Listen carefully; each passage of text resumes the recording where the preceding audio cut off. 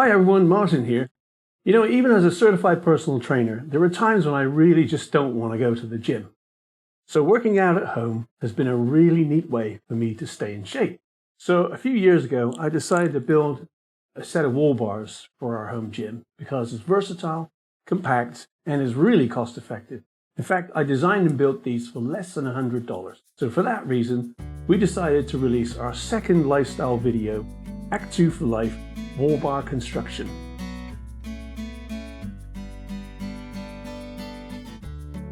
In this video, I'll explain how I constructed the wall bars that I use for exercising at home.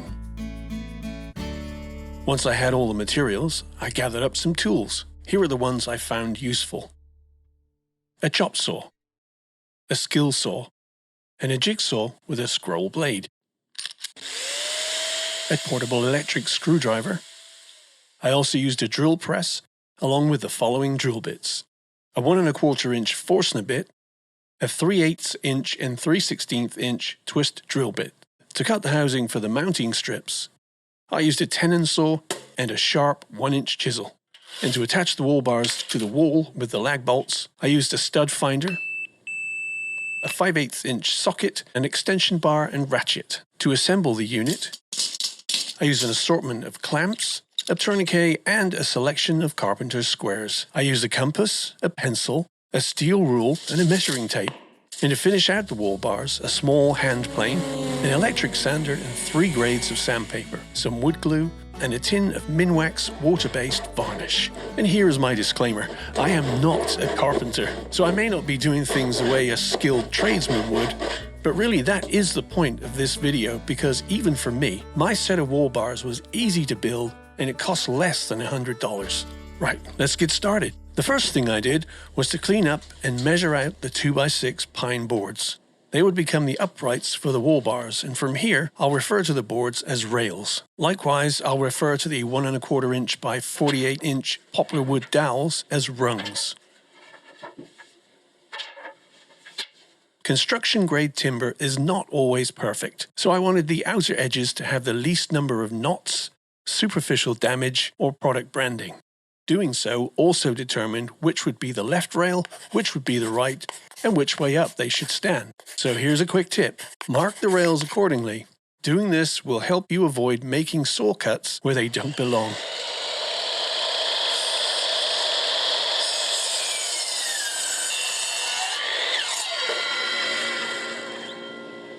Goodbye.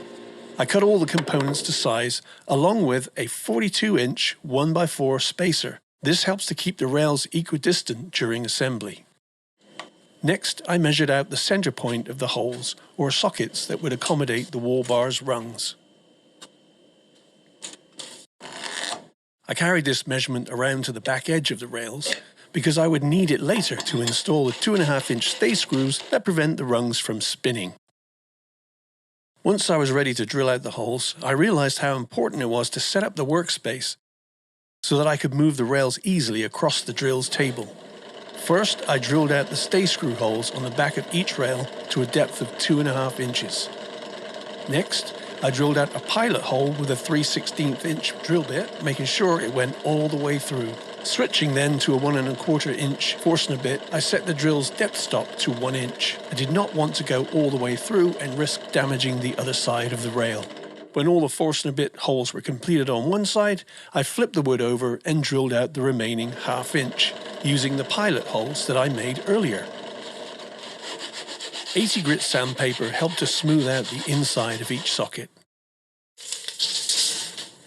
I cut out a housing on the back of each rail for the mounting strips. Unfortunately for me, I made the mistake of cutting into the front edge of the rails. That's what these little brown lines are. So again, determine from the very beginning which edge is the front and which one is the back, and label them both clearly.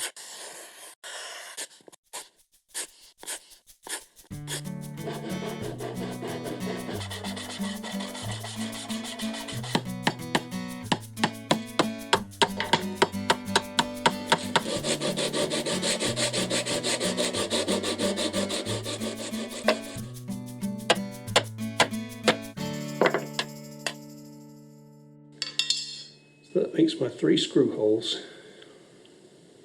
here, here, and here. Once everything was square, I drilled out the holes for the mounting strip screws using my 42-inch spacer and labeled both the strips and the rails to ensure that they went back together exactly the same way. I sanded each rung for about an inch or so from the end. I made a dry fitting so that the ends were flush with the rail. So there we are. We're going to put it all together, make sure it fits. I labeled both the end of each rung and the socket in which it fitted best, making sure to include the letter L for the left rail and an R for the right. Once I was happy with my dry fitted wall bars, and again having labeled each one, I disassembled the unit.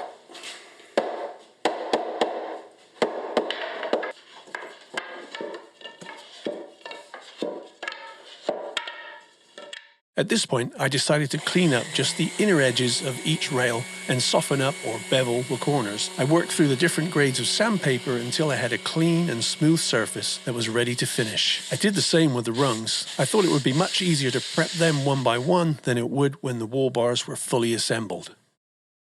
Quick tip: be sure to transfer any labels you made to the end of the rungs. You can clean them up after assembly. Next, I reinstalled the rungs, matching them to their numbered location, and screwed the mounting strips in place. I used a makeshift tourniquet to hold the unit square until the mounting strips were installed. Here, it's slightly out, so come this way. There it is. Just a little bit. Listen to it relax. And there we are, beautifully square.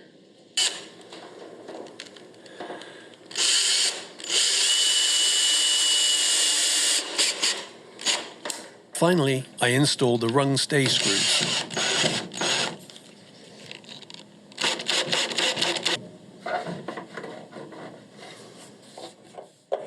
I cleaned up the wall bars with a plane and some sandpaper, working through all three grades until the unit was smooth and ready to finish. Starting to look really nice. Loving it, loving it, loving it, all the way smooth.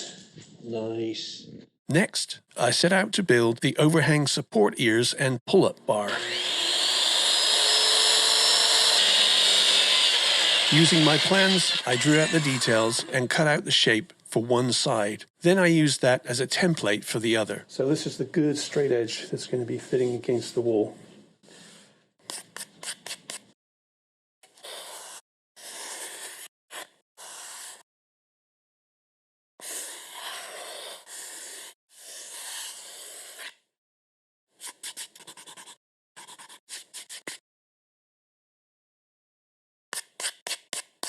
I clamped them together, drilled out the holes, and made the housing for the top mounting strip.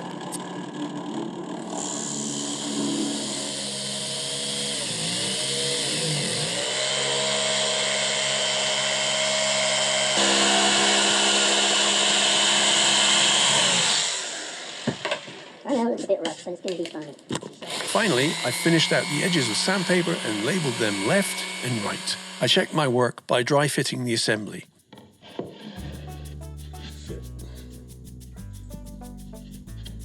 Right snug into there, like so. Snug into there. You want to come out until you see your little mark there. Take the glue, ice them out, just like so. Once I was happy, I glued the pull-up bar into its place and popped a finishing nail in the top of the ear to prevent the pull-up bar from spinning. To make the holes for the overhang bolts, I used a 3/16 drill and made a level pilot hole all the way through the rails. Then I used a 3/8" bit, but again I only drilled part of the way through and came back the other way to avoid splitting any wood.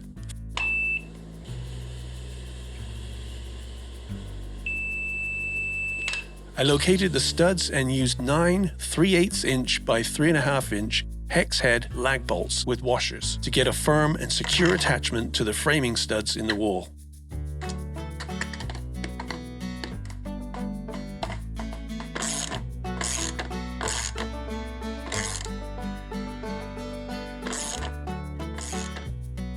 I finished my wall bars with a water-based varnish, which by the way seems to be holding up very well.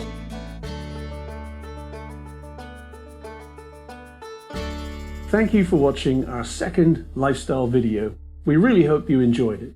If you'd like to get a copy of the working drawings I used for my wall bars, then just shoot us an email at the address below. And we'll also send you a shopping list for the materials that you'll need to put these together. And remember, if you haven't worked out for a while, but you want to become more active, then check with your doctor first. There's also a link below to a questionnaire that will help you to determine your physical readiness for activity. Thank you again for watching. We really hope you enjoyed it. Please like, subscribe, and share it with someone you love. As always, until next time, take care. Bye for now.